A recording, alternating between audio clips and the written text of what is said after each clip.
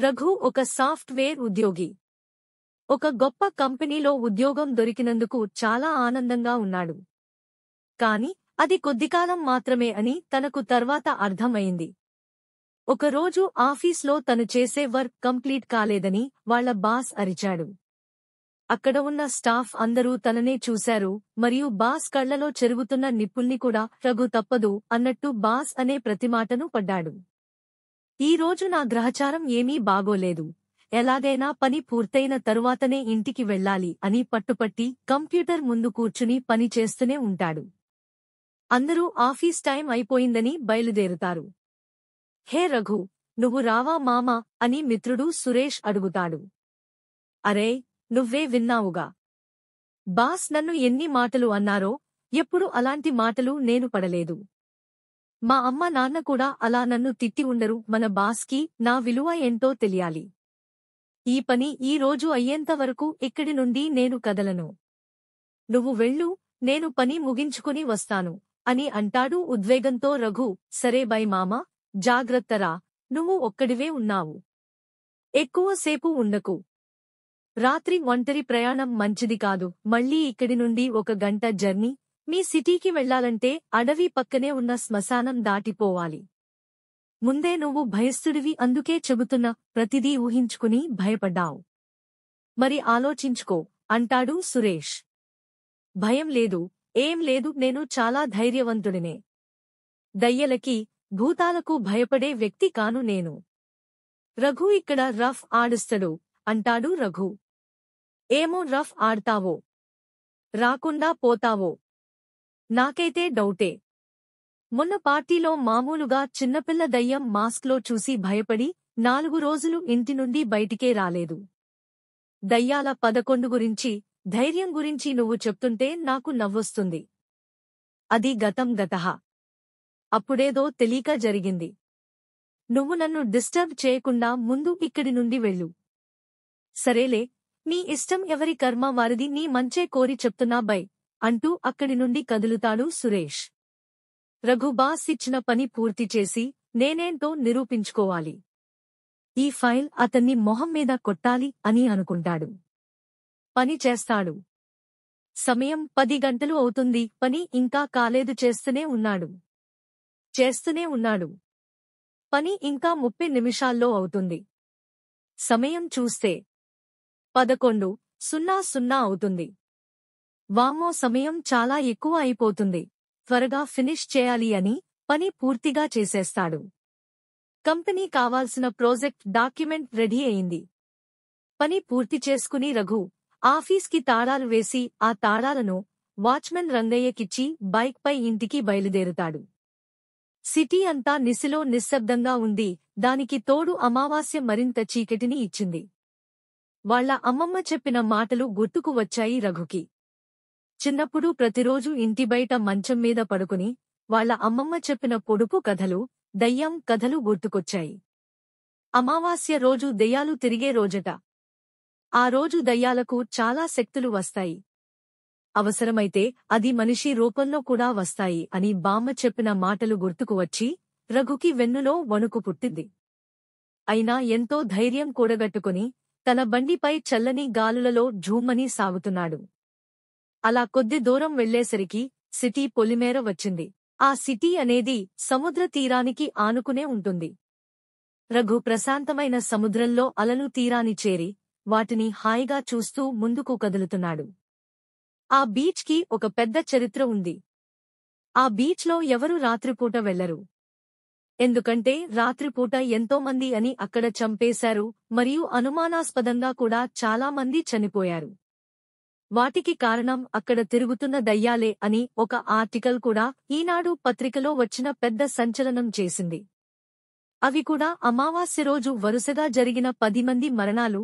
వాళ్లు కూడా పెళ్లికాని ఆడవాళ్లు మాత్రమే.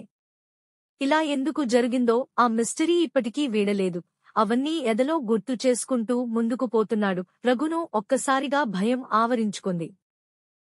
సురేష్ మాటలు విని అప్పుడే వానితో పాటు హాయిగా వెళ్ళుంటే బాగుండేది, ఇప్పుడు ఇంత భయం ఉండేది కాదంటూ తనలో తను బాధపడతాడు. అంతలోనే అకస్మాత్తుగా తన ఎదురుగా కొంచెం దూరంలో రోడ్డుపై ఎవరో ఒక వ్యక్తి కూర్చున్నట్టు కనబడుతుంది. గుండె ఒకేసారి ఝల్లుమంది. హార్ట్ బీట్ వేగంగా పెరిగింది. లోపల భయం గూడు కట్టుకున్నా బయట ధైర్యంగా బండి డ్రైవ్ చేస్తాడు. రోడ్డుపై ఏమీ కూడా కనిపించదు. తనకు కనబడిన రూపం సడన్గా మాయమవుతుంది. అంతా అయోమయం, గందరగోళంగా ఉంది. రఘుకి ఏం చేయాలో తోచడం లేదు. అలా బీచ్ వంక చూస్తాడు. ఒకేసారిగా తన గుండెలదరుతాయి. ఒక తెల్లని చీర కట్టిన అమ్మాయి అలా గాలిలో దూరంగా బీచ్లో ఎగురుతూ కనిపిస్తుంది. బామ్మ చెప్పినవి అన్నీ నిజాలే అన్న విషయం గుర్తొస్తుంది రఘుకి. అది చూసిన రఘు వెంటనే భయంతో బైక్ ని మరింత స్పీడ్గా నడుపుతాడు. ఈరోజు ఈ దయ్యాలను దాటుకుని నేను ఇంటికి వెళ్తానో లేదో అనుకుని ముందు వచ్చే మూలమలుపు చూసుకోలేదు. దగ్గరికి వచ్చాక తనకు కనబడుతుంది రోడ్డు మీద యూ టర్న్. సడన్ బ్రేక్ వేస్తాడు. బండి లోయలో పడుతుంది. తను ఒడ్డుపై పడతాడు. హమ్మయ్యా అనుకుంటాను రఘు. తనకి ఏమీ కాలేదు. చిన్న చిన్న గాయాలు తప్ప తనకి ఏమీ దిక్కు తోచడం లేదు. సమయం సరిగ్గా 12 అవుతుంది. బైక్ లోయలో పడిపోయింది. ఈపాటికి అది నుజ్జు నుజ్జు అయిపోయి ఉంటుంది. నేను బాగానే ఉన్నా. కొంచెంలో ప్రాణాపాయం తప్పింది అనుకుంటూ అతనికి ఇష్టమైన దేవుడు శ్రీకృష్ణుడిని తలుస్తాడు రఘు. ఆ సమయం 12 చూసినప్పటి నుండి తనలో భయం మరింత ఉధృతంగా పెరిగింది. బీచ్లో ఎవ్వరూ కూడా కనబడరు. ఆ రోడ్డు మూల మలుపు తిరిగిన తర్వాత శ్మశానం ఒకటి కనబడరు. ఆ రోడ్డు మూల మలుపు తిరిగిన తర్వాత శ్మశానం ఒకటి వస్తుంది. అడవి చాలా ప్రశాంతంగా ఉంది. రోడ్డు రెండు వైపులా శ్మశానం వ్యాపించి ఉంది. తను రోడ్డు మీద నడుస్తూ వెళ్తుంటే అడవిలో చాలా దూరంగా శ్మశానంలో కుక్కలు మరియు నక్కలు అత్యంత భయంకరంగా మనిషికి భీతి కలిగేలా కూకు అని అరుస్తున్నాయి. గాలి చల్లగా వీస్తోంది. కొంత ఉద్రిక్తంగా వాతావరణంలో మార్పులు చోటు చేసుకున్నాయి. అది చూసి రఘులో భయం కలిగింది. భయంగానే బండి వదిలేసి నడుస్తూ వెళ్లడం మొదలుపెట్టాడు. ఇంకా 10 కిలోమీటర్ల దూరం వెళ్లాలి. ఇంటిని చేరాలంటే ఎవరైనా వచ్చి లిఫ్ట్ ఇస్తే బాగుండు అని ఆలోచిస్తున్నాడు. కాని ఎవరూ రావడం లేదు. అలా నడుస్తూ ముందుకు వెళ్తున్నప్పుడు అకస్మాత్తుగా అతని ముందు నుండి వేగంగా ఒక మనిషిని వెళ్లినట్టు అనిపించింది. ఆ రూపం యొక్క వాసన మరియు గాలి కూడా తగిలింది తనకు. రఘులో మరింత భయం పట్టుకుంది. ఏమై ఉంటుందో ఆ ఆకారం వైపు చూస్తాడు. అక్కడ ఏమీ కూడా కనబడదు. ఒక కుక్క కనబడుతుంది. హోహో కుక్కేనా, నేను ఇంకేదో అని చాలా భయపడ్డాను అనుకుంటూ కర్చీఫ్ తీసుకుని తన మొహానికి పట్టిన చెమటలు తుడుచుకుంటాడు. అంతలో వెనకనుంచి ఎవరూ తన భుజం మీద చెయ్యి వేస్తారు. రఘుకి ఒకేసారి గుండె ఆగిపోయినంత పనైంది. అక్కడి నుండి పారిపోదామని అనుకుంటాడు. కాని అది వెంబడిస్తుంది మళ్ళీ అని భయం. ధైర్యం తెచ్చుకుని వెనక్కి చూస్తాడు. వెనక్కి తిరిగి చూస్తే ఒక అందమైన అమ్మాయి స్కూటీ మీద వచ్చి ఉంటుంది. ఆ అమ్మాయిని చూసి ఒక్కసారిగా షాక్ అవుతాడు. మళ్లీ మనసులో అనుమానాస్పదంగా వాళ్ల బామ్మ చెప్పినట్టుగా దయ్యమే ఇలా అమ్మాయిగా వచ్చిందా అని అనుమానపడతాడు. ఆ అమ్మాయి కూడా అందమైన తెల్లని పంజాబీ డ్రెస్లో ధగధగా మెరిసిపోతూ ఉంది. ముఖానికి అడ్డంగా స్కార్ఫ్ కట్టుకుని ఉంది. కురులు గాలికి ఊగుతూ ఉన్నాయి. ఆ అమ్మాయి వాలకం చూసి అనుకుంటూనే ఎవరు నువ్వు అని అడుగుతాడు. నేను ఎవరైతే నీకెందుకు, ఈ టైంలో నువ్వు ఇక్కడ ఏం చేస్తున్నావ్ శ్మశానంలో అని అడుగుతుంది అమ్మాయి. నా బైక్ రిపేర్ అయ్యిందండి. అందుకే నడుచుకుంటూ వెళుతున్నాను. చూడబోతే మంచి ప్రొఫెషనల్స్ డ్రెస్లో సాఫ్ట్వేర్ ఎంప్లాయీలా ఉన్నావు. బైక్ రిపేర్ అయితే మరో ఆటో ఎక్కో, బస్సు ఎక్కో వెళ్ళాలి కాని ఇలా నడుచుకుంటూ వెళ్తారా అని అడుగుతుంది. అదేం కాదండి, సగం దూరం వచ్చాక బైక్ ట్రబుల్ ఇచ్చింది. సరే, మీరు ఎక్కడికి వెళ్ళాలి చెప్పండి, నేను లిఫ్ట్ ఇస్తాను. రఘు చాలా సంతోషంగా థాంక్స్ అండి అంటూ ఆ అమ్మాయి యొక్క స్కూటీ ఎక్కబోయి వెంటనే మళ్లీ ఆగిపోతాడు. అమ్మాయి, ఏమైంది, ఆగిపోయారు? రఘు, మీకు పెళ్లి అయ్యిందా అని అడుగుతాడు రఘు. అమ్మాయి, what do you mean Raghu, అంటే మీరు నన్ను ఏం చేయరు కదా, మిమ్మల్ని నమ్మొచ్చా అంటాడు రఘు.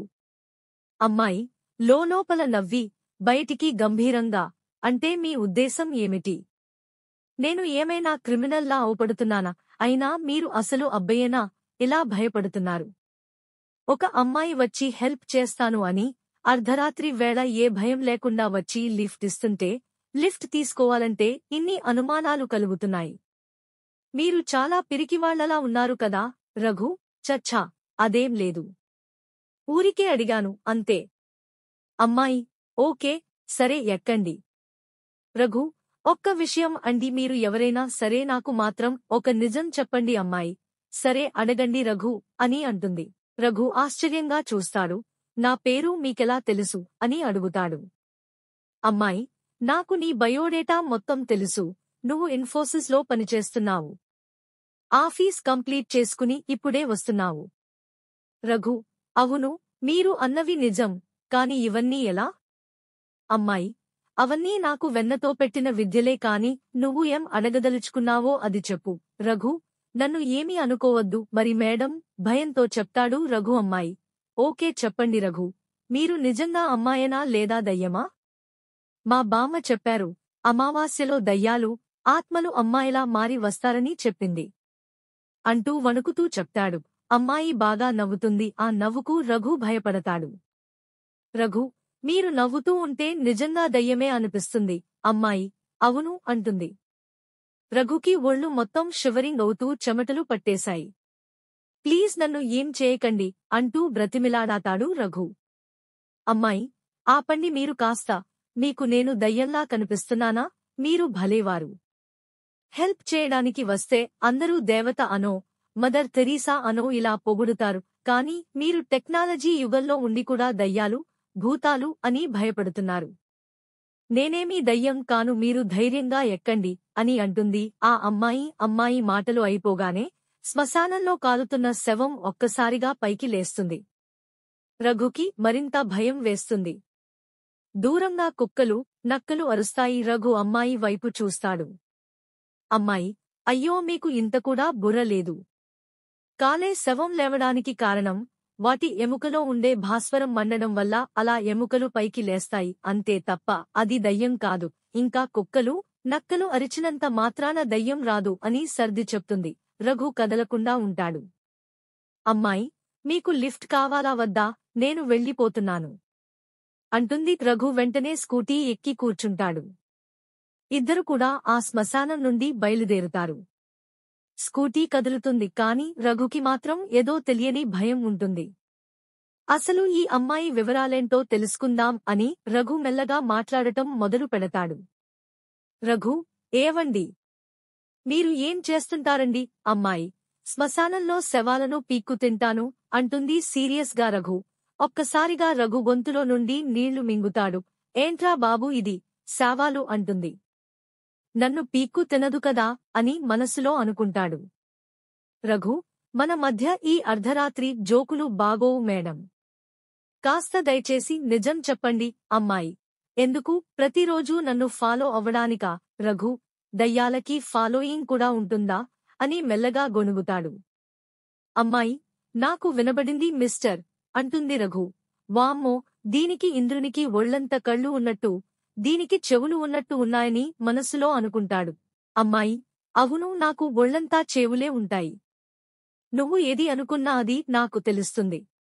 ఈ రోజు అమావాస్య, మాకు చాలా మంత్ర శక్తులు లభిస్తాయి అంటూ రఘును భయపెడుతుంది తను. రఘు: వామ్మో, శక్తులా? ఎంటి దేవుడా, నాకు ఈ దుస్థితి ఇలా ఇరికించావు అని తనలో తానే అనుకుంటాడు. అమ్మాయి: ఈ రోజు నుంచి నిన్ను నా నుండి ఎవ్వరూ కాపాడలేరు, ఆ దేవుడు సైతం. ఒక్క నేను తప్ప. రఘు: ప్లీజ్ మీరు చెప్పేది నాకు ఏమీ అర్థం కావడం లేదు. అమ్మాయి: సరే అయితే విను, నేను మీ ఆఫీస్ నుండి 10 కిలోమీటర్లు తర్వాత ఉన్న ఆరిజిన్ ఆర్గనైజేషన్లో 11 పనిచేస్తున్నాను. మాది కూడా మీ సిటీయే, గాంధీనగర్ కాలనీలో ఉంటాము. కానీ నువ్వు ఎప్పుడూ కనబడలేదు. నిన్ను తిందాం అంటే.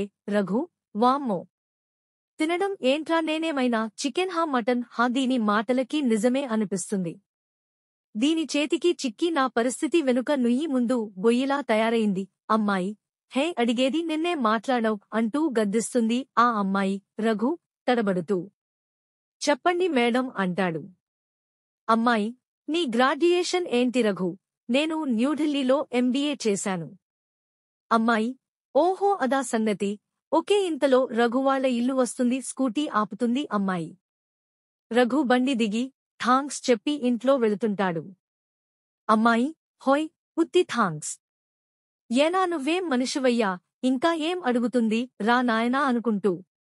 ఏం కావాలి మేడం, చెప్పండి అని అడుగుతాడు రఘు ఆ అమ్మాయిని. అమ్మాయి, ఏం వద్దులే కాని ముందు వెళ్ళి తిని బొజ్జో. ఇంకోసారి శ్మశానంలో కనబడితే మా ఫ్యామిలీకి ఆహారం అవుతావు. జాగ్రత్త అంటూ స్కూటీ తిప్పి వెళ్తుంది. రఘు తన మనస్సులో ఇంకా సందిగ్ధం వీడదు. ఈమె అమ్మయా, దయ్యమా, అసలు ఎవరు తను? రఘు అర్ధరాత్రి ఇంటికి వస్తాడు. ఇంటి డోర్ తట్టుతాడు. చెల్లెలు గిరిజ వచ్చి తలుపు తీస్తుంది. రఘు నీరసంతో వస్తాడు. నువ్వు పడుకోలేదా గిరిజ? గిరిజ, లేదు అన్నయ్యా, రికార్డ్స్ ఉన్నాయి, అందుకే రాస్తూ కూర్చున్నాను. అమ్మ నువ్వు ఇంకా రాలేదని చెప్పింది, వస్తే చూడమని చెప్పి తను పడుకుంది. డాడీ నీకు కాల్ చేశారు కానీ నువ్వు లిఫ్ట్ చేయలేదు. అయినా ఇంత లేట్ ఎందుకు అయింది రా నీకు? రఘు తలకాయ ఆల్రెడీ హీట్ ఎక్కి ఉంది. గిరిజ ప్రశ్నలకు తన పిచ్చి మరింత ఎక్కింది. రఘు, ఆపు నీ డిటెక్టివ్ ప్రశ్నలు, కాస్త నన్ను ప్రశాంతంగా వదిలే అంటాడు రఘు. గిరిజ, సరే వచ్చి తిను. నీకోసం అమ్మ చికెన్ 65 వండి పెట్టింది కానీ నువ్వు రావని నేనే తినేసా. ఈసారికి ఈ వంకాయ కర్రీతో అడ్జస్ట్ కారా అంటుంది గిరిజ. రఘు, నన్ను కూడా తినవే, అన్ని నువ్వే తిన్నక నేనేమీ తినాలి? వంకాయ కర్రీ అంటే నాకు నచ్చదు అని నీకు తెలుసుగా. గిరిజ, ఆపారా బాబు నీ గోల, తినలేదులే నువ్వే తిను అంటూ ఫ్రీజ్ నుండి తెచ్చి ముందు పెడుతుంది గిరిజ. రఘు తినడం మొదలు పెడతాడు. గిరిజకు అన్నయ్యను ఆట పట్టించడం తనకు అలవాటు, ఎప్పుడు విసిగిస్తూ ఉంటుంది. అమ్మాయితో అన్నయ్య రావడాన్ని తను పైనుండి గమనిస్తుంది. అరే అన్నయ్య, ఇంతకు ముందు ఎవరితో మాట్లాడుతున్నావు రా ఇంటి ముందు గాల్లో అని అడుగుతుంది గిరిజ. రఘు, గాలితో కాదు, ఎవరో తెలియని పర్సన్ రా, నా బైక్ ట్రబుల్ ఇస్తే తను దేవతలాగా వచ్చి నాకు లిఫ్ట్ ఇచ్చింది. గిరిజ, దేవతనా దయ్యమా? రఘు, దయ్యం ఎక్కడైనా లిఫ్ట్ ఇస్తుందా? గిరిజ, ఏమో మరి, నాకు ఎవరూ కనపడలేదు. నువ్వు గాల్లో మాట్లాడితే నీకు పిచ్చి పట్టిందేమో అనుకున్నా. రఘుకి లోపల టెన్షన్ వేస్తుంది. రఘు, నువ్వు సరిగ్గా చూడలేదు, తెల్ల పంజాబీ డ్రెస్లో తనని. గిరిజ, నేను నిజం చెబుతున్నాను, నువ్వు నడిచి వచ్చావు కదా, లిఫ్ట్ ఎక్కి రావడం ఏంటి అని అడుగుతుంది గిరిజ. రఘు, గిరిజ చెప్పేదే నిజమే కావచ్చు, ఆ దయ్యం ఎవరికీ కనబడకుండా నాకే కనబడింది. ఆ అమ్మాయి దయ్యమే, ఇంకోసారి ఆమెను కలవద్దు. ఎట్టి పరిస్థితుల్లో ఆ శ్మశానంలో రాత్రిపూట ఒంటరిగా వెళ్లకూడదు అని నిశ్చయించుకుంటాడు. సరే, గుడ్ నైట్ అంటూ మధ్యలో తినడం ఆపేసి బెడ్రూంలోకి వెళ్తాడు. గిరిజ, అన్నయ్య బాగా భయపడినట్టు ఉన్నాడు ఖన్ అంటూ రికార్డ్స్ రాయడం ఆపేసి తను కూడా వెళ్లి పడుకుంటుంది. రఘులో ఒకే ఆలోచన, అర్ధరాత్రి ఏ అమ్మాయి కూడా బయటికి రాదు. ఆ అమ్మాయి వచ్చింది అంటే ఖచ్చితంగా దెయ్యమే, మా బామ్మ చెప్పినట్టు. మళ్లీ అందులో తెల్లని దుస్తులు, కురులు కూడా ఊగుతూనే ఉన్నాయి. అవన్నీ అతనిలో అలజడిని రేపుతాయి. అలా ఆలోచిస్తూ నిద్రపోతాడు రఘు. ఉదయం అవ్వగానే వెచ్చని సూర్యకిరణాల రఘుపై పడగానే తను నిద్ర లేస్తాడు. త్వరగా లేచి స్నానం చేసి రెడీ అవుతాడు. ఈరోజు ఒక ముఖ్యమైన ప్రాజెక్ట్ ఫైల్స్ సబ్మిట్ చేయాలి. వెంటనే బయటికి వెళ్లి బైక్ స్టార్ట్ చేద్దాం అని బైక్ కోసం వెతుకుతాడు. తనకు రాత్రి జరిగిన విషయం అంతా గుర్తుకు వస్తుంది. తన ప్రాజెక్ట్కి సంబంధించిన ఫైల్ మొత్తం రెడీ చేయడం, తర్వాత బైక్ లోయలో పడిపోవడం, తనకు ఒక అమ్మాయి లిఫ్ట్ ఇవ్వడం అన్నీ గుర్తుకు వస్తాయి. ఓ షట్, నిజమే కదా అని ఆటో ఎక్కి ఆఫీస్కి వెళ్తాడు రఘు. అందరూ స్నేహితులు వస్తారు. సురేష్ రఘుని పలకరిస్తాడు. హాయ్ రఘు, ఏంట్రా చాలా డల్గా ఉన్నావ్? అదేం లేదు మామా, నార్మల్ ఏదో దయ్యాన్ని చూసి భయపడ్డట్టు ఉన్నావ్, నీ మొహం అలా పెట్టావ్. రఘు, వీడికి అన్నీ ఎలా తెలుస్తాయి అసలు? నాకు జరిగింది ఆలోచిస్తే గిరిజ చెప్పింది మరియు సురేష్ మాటలు వింటుంటే ఇదంతా నిజమే కావచ్చు. రాత్రి నేను ప్రయాణం చేసింది దయ్యంతోనేనా? ఎన్నో ఆలోచనలు వెంటనే ఆవరించాయి రఘుని చుట్టూ. రఘుని పిలుస్తాడు సురేష్. సురేష్ మాటలు విని రఘు మళ్లీ ఆలోచనల నుండి తేరుకుని బయటికి వస్తాడు. సురేష్, నిన్న రాత్రి చేసిన ప్రాజెక్ట్ ఫైల్ రెడీ అయిందా? రఘు, అయింది సురేష్. సురేష్, కంగ్రాట్స్ రఘు, నువ్వేంటో ఈరోజు మన బాస్కి తెలుస్తుంది. వెంటనే అక్కడున్న ప్యూన్ రామయ్య రఘుని బాస్ క్యాబిన్ పిలిచాడు అని చెప్తాడు. రఘు ఆ ఫైల్ తీసుకుని బాస్ దగ్గరికి వెళ్తాడు. Raghu, may I come in sir? Boss, come in Raghu. నేను ఇచ్చిన ఫైల్ కంప్లీట్ చేశావా? రఘు, హా సర్, అయిపోయింది బాస్.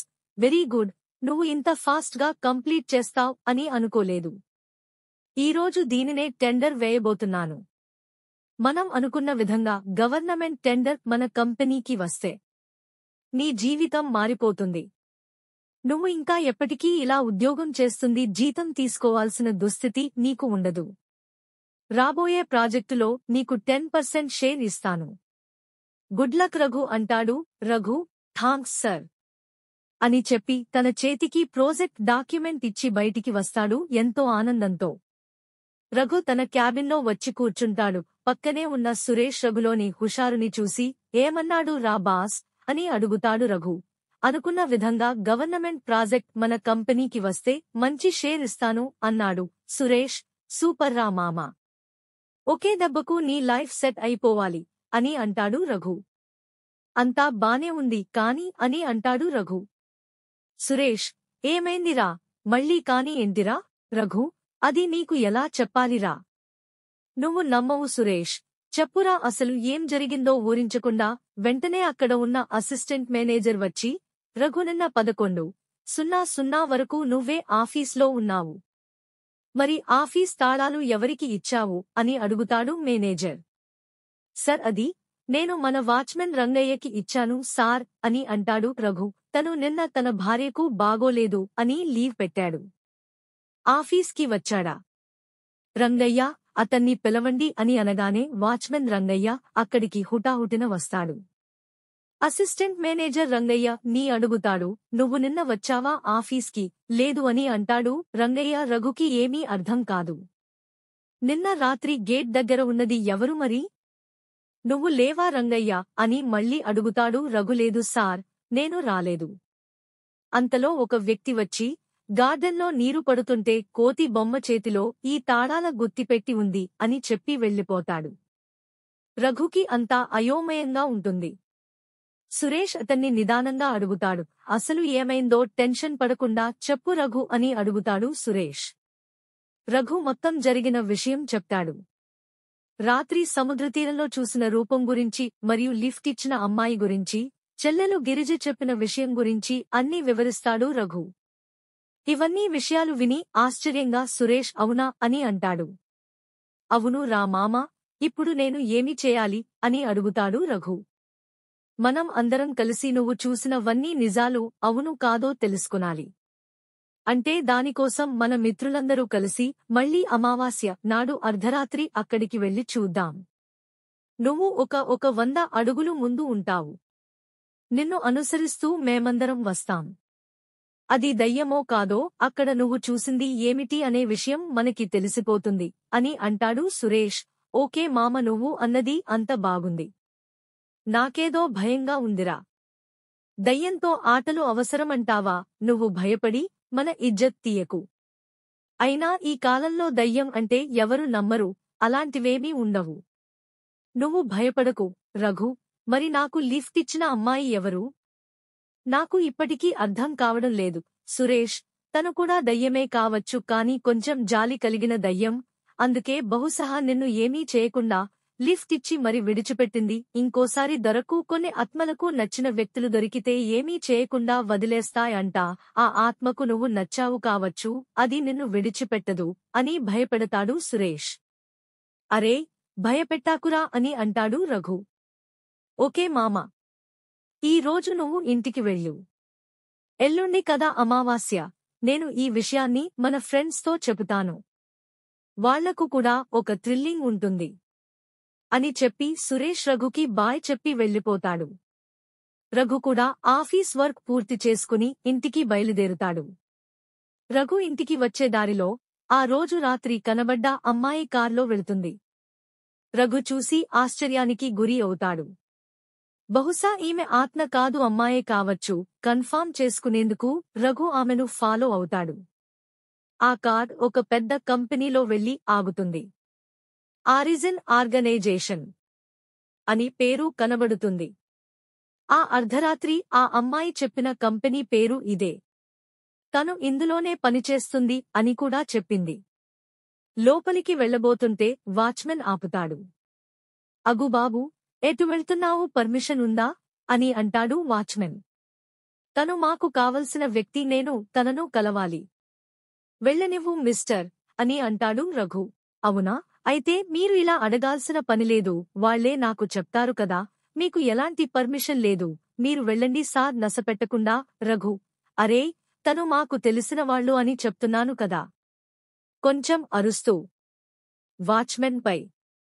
అయితే తను మీకు ఏమవుతారు, కాస్త ఆలోచించి ఫ్రెండ్ అని అంటాడు. మేడం గారి ఫ్రెండ్స్ అందరూ నాకు తెలుసు. తన ఫ్రెండ్స్ ఎవరూ తన పర్మిషన్ లేకుండా ఇక్కడికి రారే, మరి మీరు మేడంకి ఫోన్ చేసి చెప్పండి, మిమ్మల్ని పంపిస్తాను నిరభ్యంతరంగా.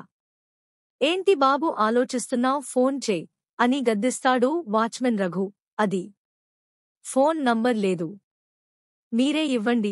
ఏంటి తమాషాలు చేస్తున్నావా, నంబర్ లేదు, ఏం లేదు. అసలు ఆ అమ్మాయి గారు ఎవరో నీకు తెలుసా? రఘు వాచ్మెన్ మాటలకి తెల్లబోయి నిల్చోని, రఘు ఎవరు తను అని అడుగుతాడు. అరిజిన్ ఆర్గనైజేషన్ కి కాబోయే సీఈఓ, తన పేరు సౌజన్య రెడ్డి. రఘు అలాగే షాక్తో వింటాడు. ఆ అమ్మాయి సౌజన్య రెడ్డి కార్ దిగి వెనుక తిరిగి చూస్తుంది రఘుని. కాని తను ఎవరో తెలియనట్టు పలకరించకుండా వెళ్ళిపోతుంది. మేడం నిన్ను చూసి కూడా పిలువలేదు అంటే నువ్వు ఎవరో తెలీదు, ఇక్కడి నుంచి వెళ్ళిపో, చూస్తే మళ్లీ నన్ను తెడతారు అంటూ వాచ్మెన్ రఘుని నెట్టేస్తాడు బయటికి. రఘు అక్కడి నుండి ఇంటికి వెళ్ళిపోతాడు. ఇంట్లో వెళ్లిన తర్వాత బాగా ఆలోచిస్తాడు. అమ్మాయి ఉంది నిజమే, ఈమె ఓకే. ఆ బీచ్లో దయ్యం ఉంది, అది కూడా నిజమే. అంత కన్ఫ్యూజన్ గా ఉంది. అసలు ఇందులో ఎవరు దెయ్యం, ఎవరు మనిషి అర్థం కాక బుర్ర పిచ్చెక్కిపోతుంది. దేవుడా, ఆ అమ్మాయి ఎందుకు నన్ను చూసి చూడనట్టు తెలియనట్టు చూసి వెళ్ళిపోయింది. అలాగే ఆలోచనల్లో మునిగిపోయి ఉన్నప్పుడు ఫోన్కి మెసేజ్ వచ్చింది. దాంతో రఘు ఒకసారి మొబైల్ తీసి చూస్తాడు. అప్పటికే సాయంత్రం అవుతుంది. ఎవరో hi, how are you dear అని మెసేజ్ వచ్చింది. రఘు ఎవరు మీరు అని మెసేజ్ చేస్తాడు. అవతలి వైపు నుండి, నేను నిన్న రాత్రి నీకు లిఫ్ట్ ఇచ్చాను, ఆ అమ్మాయే నేను. రఘు నా నంబర్ ఎలా దొరికింది? అమ్మాయి నేను అనుకుంటే ఎవరి నంబర్ అయినా దొరుకుతుంది. రఘు హో ఓకే, కాబోయే సీఈఓ అంటే ఆ మాత్రం ఉంటుంది అని తనలో తాను అనుకోని, నేను మీ ఆఫీస్కి వచ్చా, నువ్వు నన్ను చూడలేదా? అమ్మాయి అవునా, ఐ యామ్ సోరీ, నేను నిన్ను గమనించలేదు. Raghu can I call you? అమ్మాయి వద్దు, అమ్మ నాన్న ఉన్నారు, నేను ఇంట్లో ఉన్నాను, నేను మళ్ళీ నీతో మాట్లాడుతాను, బాయ్ అని మెసేజ్ చేస్తుంది. రఘుకి ఏదో తెలియని నిరాశ ఆవరించినా ఆ అమ్మాయి కనబడింది మరియు మెసేజ్ చేసింది అన్న సంతోషం తనకు కలిగింది. తన మనసులో ఎలాగైనా ఒకసారి ఆ అమ్మాయిని కలవాలని నిర్ణయించుకుంటాడు. రఘు సురేష్కి ఫోన్ చేసి, అరేయ్ మామా, ఆ అమ్మాయి కనపడిందిరా. అదేడ్రా, అర్ధరాత్రి నాకు దేవతలా లిఫ్ట్ ఇచ్చింది, ఆ అమ్మాయిని చూశాను, తను నాకు మెసేజ్ కూడా చేసింది అని అన్ని విషయాలు చెప్పేస్తాడు. అవును, సూపర్, తను ఎవరో పూర్తి విషయాలు తెలుసుకున్నావా, మళ్ళీ తర్వాత దయ్యం అంటావా అంటాడు సురేష్. అదేం లేదురా, తను మనిషే. ఓకే, ఎల్లుండి బీచ్కి వెళ్ళాలి, రెడీగా ఉండు. నేను మన అందరి ఫ్రెండ్స్కి కూడా విషయం వివరించాను, వాళ్ళు చాలా ఎక్సైటింగ్గా ఉన్నారు దయ్యాన్ని చూడటానికి, నువ్వు నీ దయ్యాన్ని చూపించడానికి రెడీగా ఉండు. రఘు అరే, నువ్వు మరీ ఎక్కువ భయపెడుతున్నావు. సురేష్ సర్లే కాని, రేపు ఆఫీస్లో మన ప్రాజెక్టు గవర్నమెంట్ టెండర్లో సెలెక్ట్ అయి మన కంపెనీకి ప్రాజెక్ట్ వస్తుంది, పార్టీ చేసుకోవడానికి మంచిగా రెడీ అయ్యిరా. రఘు ప్రాజెక్ట్ మనకు వస్తుందని గ్యారంటీ ఏంట్రా? సురేష్ దానిని తయారు చేసింది ఎవరు? The great Raghu Varun, BTech. చూడ్డానికి పిరికొడే అయినా ప్రాజెక్ట్ డిజైన్ చేస్తే తిరుగుండదు. ఇంతకు ముందు కూడా 2 ప్రాజెక్టులు కూడా నువ్వు డిజైన్ చేసినవే. అప్పుడు కంపెనీకి చాలా కోట్లు లాభాలు వచ్చాయి. అదే నమ్మకం నాకు ఇప్పటికీ కూడా ఉంది. తప్పకుండా ప్రాజెక్ట్ మనకే వస్తుంది. అలా ఇద్దరు మాట్లాడుకుని రేపు ఉదయం ఆఫీస్కి బయలుదేరుతారు. ఆ టెండర్లో వారికి ప్రాజెక్ట్ అనుకున్నట్టే వస్తుంది. ఆఫీస్ స్టాఫ్ అందరికీ పార్టీ ఇస్తాడు బాస్. అలాగే రఘుని అభినందిస్తాడు. ఈవినింగ్ సురేష్ మరియు రఘు ఇద్దరు షాపింగ్ చేయడానికి కళామందిర్ షాపింగ్ మాల్కి వెళ్తారు. అదే సమయానికి ఆ అమ్మాయి కూడా వాళ్ళ అమ్మతో అక్కడికి షాపింగ్కి వస్తుంది. రఘు ఆ అమ్మాయిని చూస్తాడు. చాలా సంతోషంతో సురేష్కి కూడా చూపిస్తాడు. షాపింగ్ మాల్లో ఆ అమ్మాయి వాళ్ళ అమ్మతో కలిసి షాపింగ్ చేయడం మొదలుపెట్టింది. వెంటనే రఘు ఉత్సాహంతో వెనక నుండి వెళ్లి, హాయ్ సౌజన్య రెడ్డి గారు అని అంటాడు. మీరు నాకు డైరెక్ట్గా కలుస్తారు అని నేను అనుకోలేదు. వాటే కోయిన్సిడెన్స్ కదా అని అంటాడు రఘు. ఆ అమ్మాయి ఎవ్వరూ మీరు అని అడుగుతుంది. మీరు నన్ను చూసి మరెవరో అనుకుని పొరబడుతున్నారు. నా పేరు సుహాసిని, సౌజన్య రెడ్డి కాదు అని చెప్పగానే రఘు షాక్ అవుతాడు. అదేంటి? ఆ రోజు రాత్రి మీరు నన్ను స్కూటీ మీద డ్రాప్ చేశారు. అలాగే నిన్న నాతో చాటింగ్ చేశారు అంటూ మెసేజెస్ కూడా చూపిస్తాడు. మీరు పోరపడుతున్నారు. నాకు స్కూటీ లేనే లేదు. ఎప్పుడు కార్లోనే వెళ్తాను. మరియు ఈ మెసేజెస్ నావి కావు. ఆ అమ్మాయి వాళ్ళ అమ్మ. ఎవరు ఈ అబ్బాయి అని అడుగుతుంది తనను. అమ్మాయి ఎవరినో చూసి నన్ను అనుకుంటున్నాడు అమ్మా.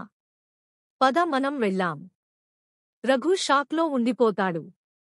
ఏంటి ఈ అమ్మాయి ఇలా అంటుంది? నిజంగా తన పేరు సుహాసినే కావచ్చు. పక్కనే వాళ్ళ అమ్మ కూడా ఉంది కాబట్టి నాకు అబద్ధం చెప్పే అవకాశం లేదు. మరి ఆ అమ్మాయి ఎవరు? వీరు ఒక్కరా ఇద్దరా? ఏమీ అర్థం కావట్లేదు. రూపం చూస్తే ఒకేలా ఉంది. స్కార్ఫ్లో ఉండి నేనే సరిగ్గా చూడలేదు కావచ్చు అని అనుకుంటాడు. సురేష్, ఏంట్రా రఘు? అమ్మాయి అన్నావు, చాటింగ్ అన్నావు. తీరా వచ్చి చూస్తే నీకు హ్యాండ్ ఇచ్చి వెళ్ళిపోతుంది. రఘు, నాకు హ్యాండ్ ఇచ్చి వెళ్ళిపోవడానికి తను నా గర్ల్ ఫ్రెండ్ ఏమీ కాదు. జస్ట్ కలిసి ఒకసారి థాంక్స్ చెప్పాలని అంతే. సురేష్, ఆ అమ్మాయి మాటలు వింటుంటే ఆమె చెప్పింది నిజమే అని నాకు అనిపిస్తుంది. రఘు, మరి నాకు వాచ్మెన్ అబద్ధం చెప్పాడు అంటావా? మరి వాడికి అబద్ధం చెప్పాల్సిన అవసరం ఏంటి? మరి నాకు మెసేజ్ చేసింది ఎవరు? అయ్య బాబోయ్, నాకు ఏమీ అర్థం కావడం లేదు. సురేష్, మామ ఒకసారి కాల్ చేయరా ఆ నంబర్కి. రఘు, ఇప్పుడు ఎందుకురా? సురేష్, ఒరేయ్ మట్టిబుర్ర ఎదవా, ఫోన్ చేస్తే తెలుస్తుంది కదారా. ఆమె దగ్గర ఫోన్ ఉంటే ఫోన్ రింగ్ అవుతుంది. అప్పుడు నీకు మెసేజ్ చేసింది ఆ అమ్మాయే అని నీకు తెలుస్తుంది. మరియు తను ఇంతవరకు చెప్పింది అబద్ధం అని కూడా తెలుస్తుంది. రఘు ఆ అమ్మాయి నెంబర్కి కాల్ చేస్తాడు. సురేష్, అరే నీ నంబర్ అంటే తెలిసిపోతుంది. నా నంబర్ నుండి చేరా. రఘు, ఓకేరా అని సురేష్ మొబైల్ తీసుకుని ఆ అమ్మాయి నంబర్కి ఫోన్ చేస్తాడు రఘు. సురేష్, ఫోన్ రింగ్ అవుతుంది. కాని ఎవరీ లిఫ్ట్ చేయడం లేదు. షాపింగ్ మాల్లో ఆ అమ్మాయి మరియు పక్కన వాళ్ళ అమ్మ కూడా ఉన్నారు. వాళ్ళ దగ్గర ఎలాంటి ఫోన్ సౌండ్ రావడం లేదు. బహుశా వాళ్ళు సైలెంట్లో పెట్టి ఉండవచ్చు అంటాడు రఘు. అంతలో ఒక అమ్మాయి వాయిస్ ఫోన్లో హలో అని వినబడుతుంది. వెంటనే ఇద్దరు కూడా షాక్ అవుతారు. ఎదురుగా ఉన్న అమ్మాయి షాపింగ్ చేస్తూ ఉంటుంది. మరి ఫోన్లో మాట్లాడుతుంది ఎవరు? దయ్యమా? ఇద్దరికీ భయం వేస్తుంది. రఘు, హలో సౌజన్య రెడ్డి గారా? అమ్మాయి, హా అవును, చెప్పండి, ఎవరు మీరు? రఘు, నా పేరు రఘు. నిన్న చాటింగ్ చేశారు, గుర్తుంది కదా? అమ్మాయి, హా గుర్తుంది, కానీ నేను ఆఫీస్ వర్క్లో బిజీగా ఉన్నాను. మళ్ళీ ఫోన్ చేస్తాను అని ఫోన్ పెట్టేసింది ఆ అమ్మాయి. ఇద్దరూ కూడా షాపింగ్ మాల్ నుండి షాపింగ్ చేయకుండానే వెనక్కి వెళ్ళిపోతారు. ఇద్దరు వెళ్లి బార్ షాప్లో ఫుల్లుగా బీరు తాగుతారు. రఘు, ఏం జరుగుతుంద్రా అసలు నా చుట్టూ? నాకు ఏం తెలిసి చావట్లేదు. సురేష్, అరే అవన్నీ పట్టించుకోకు. ఈరోజు నువ్వు చేసిన ప్రాజెక్ట్ సెలెక్ట్ అయింది. బాస్ ఫుల్లు అప్రిషియేట్ చేసిండు. నువ్వు హ్యాపీగా ఉండు అని అవే సర్దుకుంటాయి. రఘు, ఏమోరా.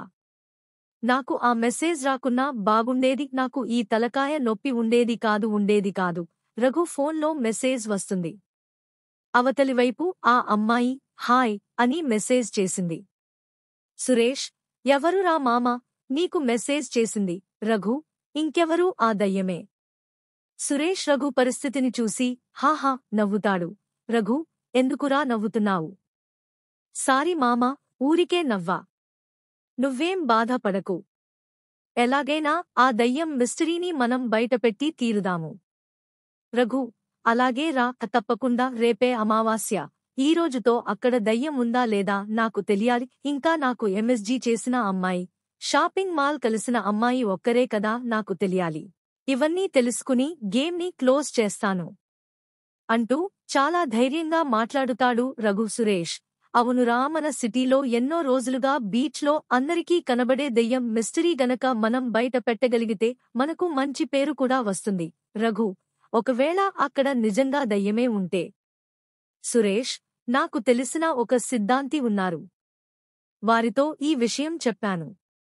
వారు కూడా మనతో పాటు వస్తా అని అన్నారు. రఘు, గుడ్రా సురేష్.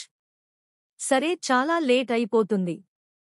నేను నిన్ను ఇంటి దగ్గర డ్రాప్ చేసి నేను వెళ్తాను పద అని అంటాడు. సరే పద అంటూ ఇద్దరు ఇంటికి వెళ్ళిపోతారు. మరుసటి రోజున ఉదయం రఘు ఉదయాన్నే ఆఫీస్కి బయల్దేరాడు. వెంటనే అతనికి ఎదురుగా ఒక నల్ల పిల్లి అడ్డు వచ్చింది. వాళ్ళ అమ్మ అది అపశకునం అని చెప్పినగాని వినకుండా రఘు ఆగకుండా అర్జెంట్ ఆఫీస్ వర్క్ ఉందని చెప్పి ఆఫీస్కి వెళ్తాడు. అలా ఆఫీస్కి వెళ్లే సమయంలో ఒక కారు అతన్ని గుద్దడానికి వస్తుంది. వెంటనే ఒక అమ్మాయి అతన్ని వెనక్కి లాగి కాపాడుతుంది. హఠాత్తుగా కల చెదిరిపోయి మేల్కొంటాడు రఘు. రఘును వాళ్ళ అమ్మ చూసి, ఏమైందిరా సడన్గా లేచావు? అంది. రఘు వాళ్ళ అమ్మ, అదేం లేదు అమ్మా, ఏదో పీడకల వచ్చిందిలే. అవునా? అయితే ఈ రోజు నువ్వు ఎక్కడికి వెళ్లకు ముందే నీకు ఈరోజు మంచి రోజు కాదు. అందులో ఈరోజు అమావాస్య రోజు. గత అమావాస్య నాడు కూడా నువ్వు అర్ధరాత్రి ప్రయాణం చేసి చాలా ఇబ్బంది పడ్డావు. మేము నీ జాతకాన్ని తీసుకెళ్లి జ్యోతిష్యుని దగ్గరికి తీసుకెళితే నీకు కన్య దోషం ఉందని చెప్పాడు. కాబట్టి నువ్వు ఏ అమ్మాయితో తిరక్కు. ఈరోజు ఈ బయటకు వెళ్లకు. రఘు, అమ్మ నీకు తెలుసు కదా, నీకు చెప్పకుండా ఎవరిని కూడా లవ్ చేయను అని నువ్వు మళ్ళీ నా మీద అనుమానం పడతావు. ఈరోజు నాకు అర్జెంట్ పని ఉంది, నేను వెళ్ళాలి ఆఫీస్కి. రఘు మాత్రం వాళ్ళ అమ్మ ఆఫీస్కి సెలవు పెట్టమని చెప్పినా వినకుండా రెడీ అయ్యి ఆఫీస్కి బయలుదేరుతాడు. వెంటనే తనకు ఒక నల్ల పిల్లి ఎదురు వస్తోంది. రఘు వాళ్ళ అమ్మ చూసి, ఒరేయ్ సన్నాసి, ఈరోజు నీకు మంచి రోజు కాదు అని చెప్పాను కదా, అందుకే ఈ అపశకునం వచ్చింది. నువ్వు ఎక్కడికి వెళ్లకుండా మూసుకుని ఇంట్లో ఉండు అని చెప్పింది అమ్మ. రఘులో కూడా ఏదో దిగులు మొదలవుతుంది. ఈరోజు అన్ని కలలో జరిగినట్టే జరుగుతున్నాయి. ఎందుకైనా మంచిది, నా జాగ్రత్తలో నేనుండాలి అని కాసేపు ఆగి కాస్త మంచి నీళ్లు తాగి బయలుదేరుతాడు. తను ఒకరోజు స్వప్నశాస్త్రం పుస్తకం చదువుతున్నప్పుడు వేకువజాములో వచ్చే కలలు దాదాపు నిజం అవుతాయి అని అందులో రాసి ఉంది. ఆ పుస్తకం ప్రకారమే ఈ రోజు జరుగుతుందేమో అని తలుచుకుంటూ బైక్ రోడ్డు క్రాస్ చేస్తాడు. బైక్ పెట్టేసి తను నిల్చుంటాడు. అతని మీదికి బ్రేకులు ఫెయిల్ అయిన ఒక బస్ అనేది వేగంగా వస్తుంది.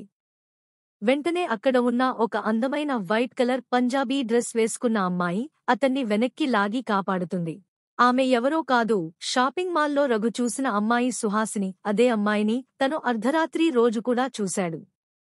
తనకు ఆ అమ్మాయి రూపం మరియు స్వరం బాగా గుర్తుంది. సుహాసినికి థాంక్స్ చెబుతాడు రఘు. ఆ అమ్మాయి కూడా అతన్ని గుర్తుపట్టి పట్టనట్టుగా ఇట్స్ ఓకే చెప్పి తను స్కూటీపై వెళ్తుంది. రఘు ఆ అమ్మాయి వెళ్లే వైపే చూస్తూ ఉంటాడు. ఇలాంటి అందమైన అమ్మాయి నా జీవితంలో వస్తే బాగుంటుంది కదా అని ఆలోచిస్తాడు రఘు. అప్పుడే ఆ అమ్మాయికి పడిపోతాడు. రఘు ఆఫీస్కి వెళ్తాడు. వెంటనే రఘు సురేష్ని కలిసి ఒక ముఖ్యమైన విషయం చెప్తాడు. సుహాసిని లేదా సౌజన్య రెడ్డి మరియు నాకు అర్ధరాత్రి లిఫ్ట్ ఇచ్చిన అమ్మాయి ఒకరా లేక వేర్వెరా తెలుసుకోవడానికి నేను ఒక బ్రహ్మాండమైన ప్లాన్ వేశాను. సురేష్, ఏంటా అది? రఘు, సురేష్ ప్లానింగ్ మొత్తం వివరిస్తాడు. సురేష్ కూడా దానికి అంగీకరిస్తాడు. తనకు తెలిసిన ఒక కంప్యూటర్ ఆపరేటర్ ఫ్రెండ్కి మెసేజ్లు చేస్తున్న ఆ అమ్మాయి ఎవరో తెలుసుకో మరియు అడ్రస్ కనుక్కో అంటూ ఆ నంబర్ని తన మిత్రుడికి ఇస్తాడు సురేష్. తర్వాత ఇంకో మిత్రుడికి ఆ అమ్మాయిని రెడ్ హ్యాండెడ్గా పట్టుకోడానికి ఆమె నంబర్ని సెండ్ చేస్తాడు. చూస్తుండగానే సాయంత్రం అయింది.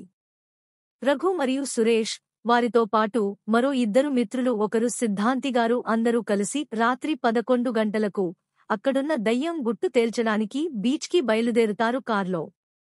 రఘు మాత్రం బైక్ను డ్రైవ్ చేస్తూ ముందుకు దారి చూపుతాడు. అది అర్ధరాత్రి అమావాస్య కావడం వల్ల బీచ్లో ప్రశాంతంగా ఉన్న సంద్రం కూడా గంభీరంగా ఉవ్వెత్తున లేచే కెరటాలతో మనుషులను సైతం మింగెలా ఎగసి పడుతున్నాయి. పచ్చని ప్రకృతి సైతం ప్రకంపనలు చేస్తూ భీతి కలిగిస్తుంది.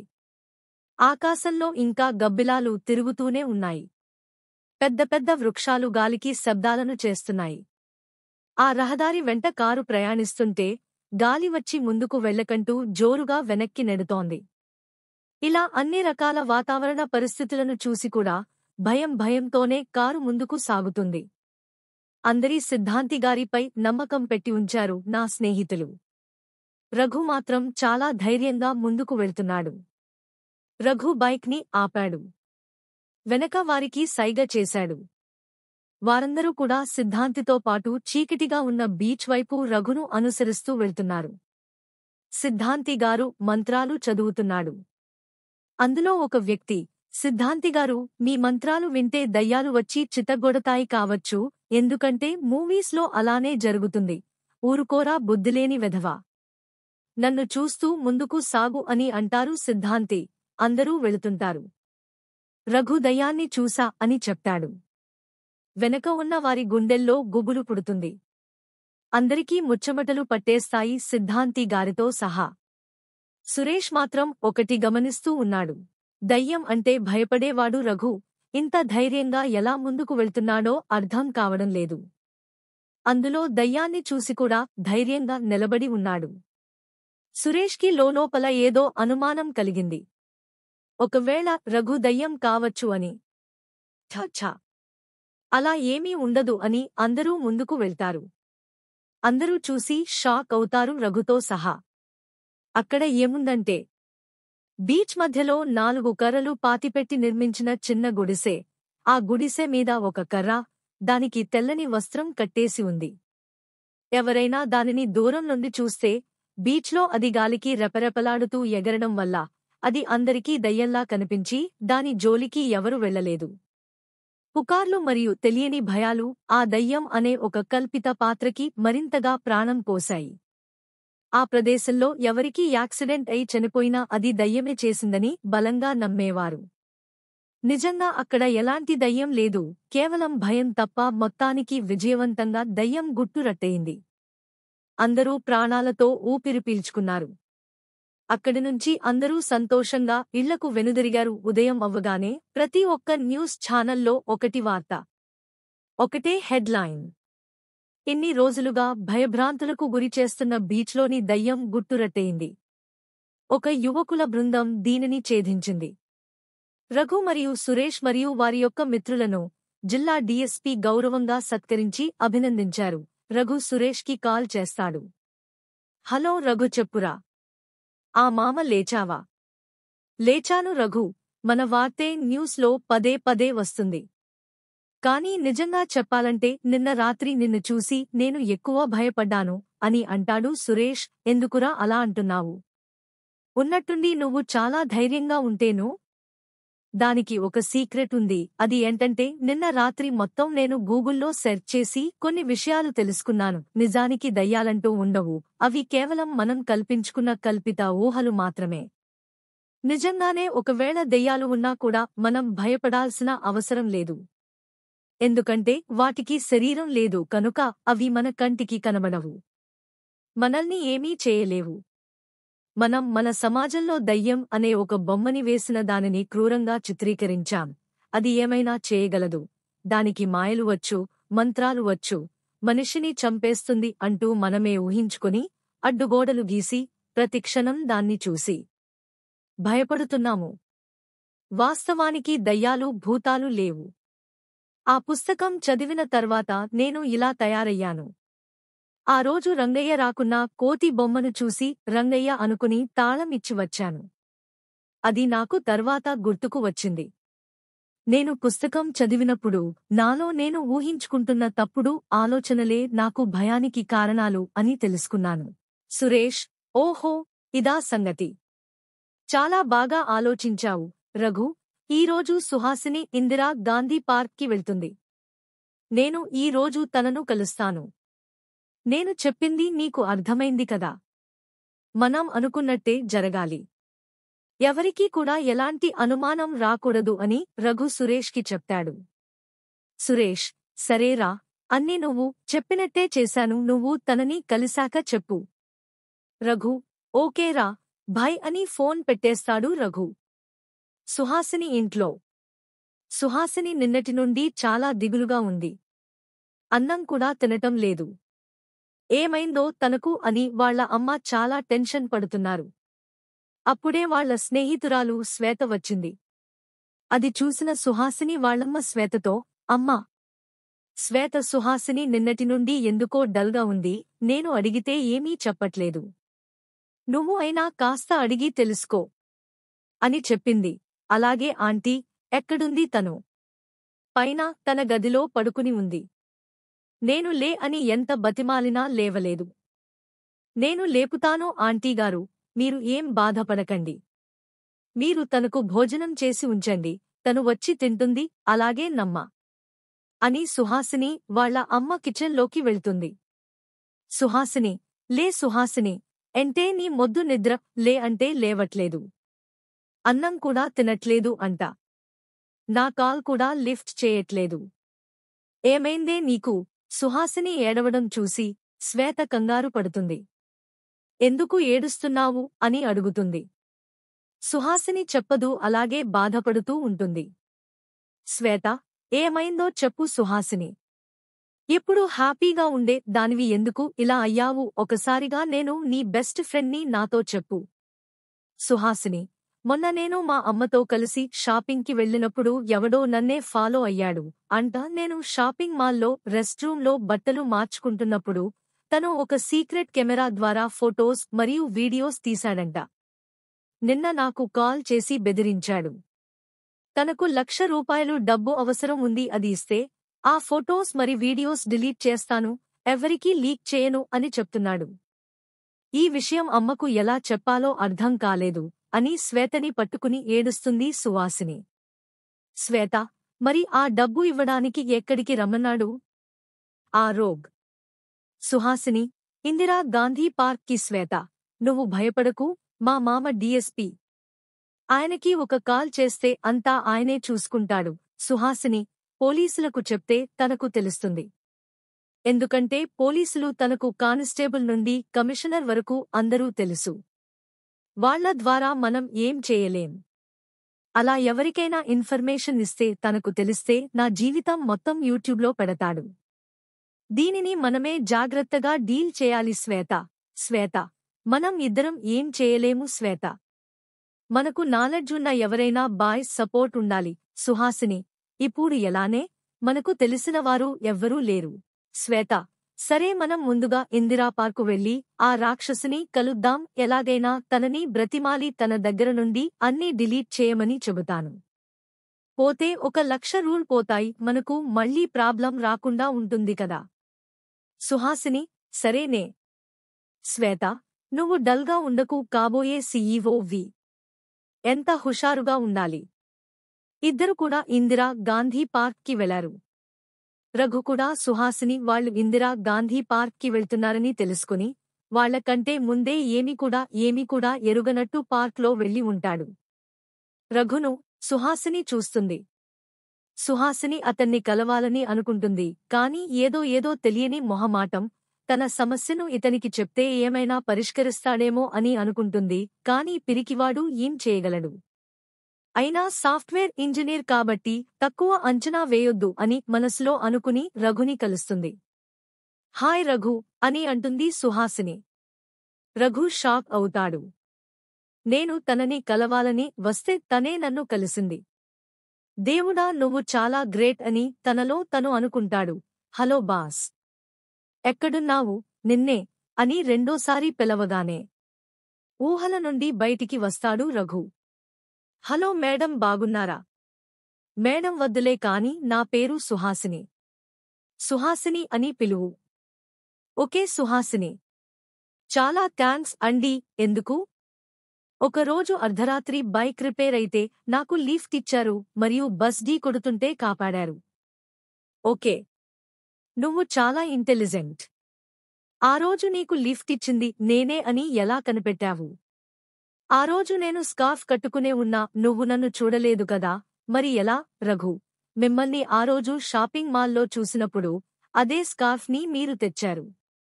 కానీ సేమ్ స్కార్ఫ్ అందరూ వాడొచ్చు అని ఆ రోజు నేను లెక్క చేయలేదు. నేనే పొరపడి ఉంటాను అని అనుకున్నా. తర్వాతి రోజు మీరు నన్ను బస్ యాక్సిడెంట్ నుండి కాపాడినప్పుడు మీరు నన్ను డ్రాప్ చేసిన స్కూటీనే తెచ్చారు. అదే డ్రెస్ ని మీరు వేసుకున్నారు. అప్పుడే నాకు 50% మీరే అని అర్థమైంది. ఇంకా 50% కన్ఫర్మ్ మీరు ఇందిరా గాంధీ పార్క్ కి రావడం ద్వారా తెలిసింది అని అంటాడు రఘు. సుహాసిని అనుమానంగా ఆలోచిస్తూ, అంటే మేము వస్తున్న విషయం నీకు ముందే తెలుసా? రఘు, ఆ తెలుసు, కానీ అది ఎలా తెలుసో మీకు తర్వాత చెప్తాను. కాని ఆ రోజు అర్ధరాత్రి మీరు మాట్లాడే ప్రతి మాట నన్ను చాలా భయపెట్టింది. ఆ రోజు రాత్రి నాకు నిద్ర కూడా పట్టలేదు. మీరు నిజంగా దయ్యమే అని అనుకున్నాను. సుహాసిని మరియు శ్వేత ఇద్దరు కూడా బాగా నవ్వుతారు. సుహాసిని, నేను అంత ధైర్యవంతురాలిని కాదు. ఆ రోజు ఆఫీస్ వర్క్ చేసి లేట్ అయింది. సమయానికి కార్ రిపేర్ అయితే శ్వేత స్కూటీ నా దగ్గరే ఉంచుకున్నా. అర్ధరాత్రిపూట ఎవరు ఎలా ఉంటారో తెలియదు కదా. అమ్మాయిలం కదా, మా భయాలు మాకుంటాయి. నువ్వు అలా అడ్డగాడిదలా అడ్డంగా రోడ్డుపై నిలబడి ఉంటే నేను కూడా నిన్ను చూసి దయ్యమే అనుకున్నాను. కానీ వెనక నుండి నిన్ను నేను అబ్జర్వ్ చేస్తూనే ఉన్నాను. నువ్వు ఒక కుక్కని చూసి భయపడటం వల్ల నాకు చాలా నవ్వు వచ్చింది. నువ్వు పిరికివాడివి అని నాకు అనిపించింది. ఇంకా హాని చేసే వాళ్ళు ఎవరు ప్రొఫెషనల్స్ డ్రెస్సులో అయితే ఉండరు. కొంచెం ధైర్యం చేశా. అప్పుడు నేను వెనక నుండి నిన్ను తాకితే నువ్వు ఇంకా చాలా భయపడ్డావ్. నీలో భయమే నాలో ధైర్యాన్ని పెంచింది. అందుకే నిన్ను మీ ఇంటి దగ్గర డ్రాప్ చేసేంతవరకు నిన్ను మాటలతో భయపెట్టాను. సో మిమ్మల్ని బాగా ఇబ్బంది పెట్టి ఉంటే సారీ. రఘు, చాలా భయపెట్టారు. మామూలుగా కాదు, అరచేతిలో ప్రాణాలు పెట్టుకుని బిక్కుబిక్కుమంటూ మీతో వచ్చాను. నాకు దయ్యం అంటే సుస్సు. ఇంట్లో ఎప్పుడూ ఒంటరిగా కూడా పడుకోను. అమ్మ అయినా నాన్న అయినా పక్కన ఉండాల్సిందే. జరిగిందేదో జరిగిపోయింది. కానీ నేను మిమ్మల్ని కంపెనీలో కలిసినప్పుడు అక్కడ మీ వాచ్మెన్ మీ పేరు మార్చి ఎందుకు చెప్పాడు? తర్వాత మీరు షాపింగ్ మాల్లో ఉన్నప్పుడు నేను మీకు కాల్ చేస్తే వేరే వాళ్ళు లిఫ్ట్ చేశారు. అచ్చం మీ గొంతే. అది ఎలా? నాకు అర్థం కాలేదు. సుహాసిని, అది ఏమంత పెద్ద విషయం కాదు. మీరు నన్ను ఫాలో అవడం చూసి నేనే వాచ్మెన్ కి ముందే కాల్ చేసి నా పేరు మార్చి చెప్పమని చెప్పాను. తర్వాత మీరు కాల్ చేసిన సిమ్ ఫ్రెండ్ది. ఇవిడే ఆ ఫ్రెండ్. మీతో ఎవరైనా రఘు అని కాల్ చేస్తే నాలా మాట్లాడి బిజీగా ఉన్నా అని ఫోన్ పెట్టేయ్ అని ముందే చెప్పి ఉంచాను. రఘు, ఓకే, అవన్నీ విషయాలు వదిలేయండి. మీరు నన్ను చూసి నా పేరు, నా బయోడేటా మొత్తం చెప్పారు. అది ఎలా? సుహాసిని, మీ మెడలో ఉన్న ఐడి కార్డు చూసి. రఘు, హో అవునా? వామ్మో, మీ మీద శక్తికి జోహార్లు. అయినా నాకు ఆ రోజు షాపింగ్ మాల్లో మీరు అబద్ధం ఎందుకు చెప్పారు? సుహాసిని, అమ్మ ఉన్నారు. తప్పుగా అర్థం చేసుకుంటారని అలా అబద్ధం చెప్పాల్సి వచ్చింది. రఘు, ఓకే. మీరు గ్రేట్ అండి. ఒక కంపెనీకి చిన్న వయసులోనే సీఈఓ అవుతున్నారు అంటే మీలాంటి గొప్ప వారిని కలవడం నా అదృష్టం. మీలాంటి వారి రుణం ఎన్ని జన్మలైనా తీర్చుకోలేం అండి. శ్వేత, అంతొద్దు. పెద్ద మాటలు మాట్లాడకు, కని ఒక చిన్న పని ఉంది, చేసిపెట్టు. సుహాసిని, వద్దు అంటూ శ్వేత చేయి పట్టుకుంటుంది. ఏమవ్వదులేవే, చెబుదాం అంటూ శ్వేత అంటుంది. రఘు, ఏమైంది? నాకు చెప్పండి. నా సాయశక్తులా నేను సహాయపడతాను. ఏమైనా సమస్య? శ్వేత, అవునండి, దీనికి ఒక పెద్ద సమస్య వచ్చి పడింది అంటూ విషయం మొత్తం వివరిస్తుంది. రఘు, ఆ రాక్షసుడు ఎవరో నేను కనిపెడతాను, అతని నంబర్ ఇవ్వండి. రఘు ఆ నంబర్ తీసుకుంటాడు. తన ఫ్రెండ్కి కాల్ చేసి ఆ నంబర్ని ట్రాక్ చేయమని చెప్తాడు. రఘు, మీరు వెళ్ళండి ఇక్కడి నుండి. నేను అతని సంగతి చూసుకుంటాను. రేపు ఉదయం కల్లా అతన్ని నేను పట్టుకుంటాను. సుహాసిని, చాలా థాంక్స్ అండి రఘు, మీరు మందులాగే రఘు అని పిలవండి చాలు. సుహాసిని అప్పుడు మనమిద్దరం ఫ్రెండ్స్ అని షేక్ హ్యాండ్ ఇస్తుంది. ఇద్దరూ మంచి ఫ్రెండ్స్ అయిపోతారు. అలా అయినప్పటి నుండి ప్రతిరోజు ఇద్దరూ మాట్లాడుకోవడం, ఇలా ఒక రోజు కాస్త తెలియకుండానే వారం రోజులు గడిచిపోతుంది. ఒకరి ప్రేమలో మరొకరు పడిపోతారు. ఒకరోజు అకస్మాత్తుగా సుహాసినికి అనుమానం వస్తుంది. నన్ను బ్లాక్మెయిల్ చేసిన వ్యక్తి ఎలాంటి కాల్ చేయట్లేదు? అసలు ఏమైంది? ఫోన్ చేసి అడుగుతుంది రఘుని. రఘు, హా సుహాసిని, వాడు దొరికాడు, చిత్తుచిత్తుగా కొట్టి మా ఇంటి వెనకాల గోడౌన్లో కట్టేశాను. నువ్వు త్వరగా రా. సుహాసిని రఘు వాళ్ళ ఇంటికి వెళ్తుంది. రఘు వాళ్ళ కుటుంబ సభ్యులందర్నీ పరిచయం చేస్తాడు సుహాసినికి. ఆ కుటుంబంలోని ప్రేమానురాగాలకు సుహాసిని కూడా వాళ్లలో ఒకరిగా కలిసిపోతుంది. సుహాసిని, రఘు, వాడు ఎక్కడా? పదా, నీకు చూపిస్తా అని ఇంటి వెనకాల ఒక గోడౌన్లో సుహాసినిని తీసుకెళ్తాడు. అక్కడ ఎవరు కూడా ఉండరు. ఎక్కడ రఘు? తను ఎక్కడ ఉన్నాడు? రఘు, నీకు ఎదురుగా ఉన్నాడు. సుహాసిని, వాట్?